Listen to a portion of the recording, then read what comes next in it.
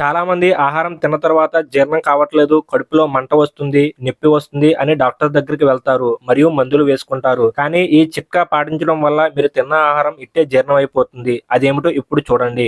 సాధారణంగా మనం ఆహారం తినేటప్పుడు మన నోటిలోని లాలాజల గ్రంథులు లాలాజలాన్ని ఉత్పత్తి చేస్తాయి. ఈ లాలాజలం ఆహారాన్ని విచ్ఛిన్నం చేయడానికి ఉపయోగపడుతుంది. మనం నమిలిన ఆహారం, ఈ లాలాజలం రెండూ కలిసి కడుపులోనికి వెళ్ళిన తర్వాత అక్కడ హైడ్రోక్లోరిక్ యాసిడ్ రిలీజ్ అయ్యి మనం నమిలిన ఆహారాన్ని ఈ లాలాజలంతో కలిసి జీర్ణం చేయడం ప్రారంభిస్తుంది. ఇంతవరకు అంతా బాగానే ఉంటుంది.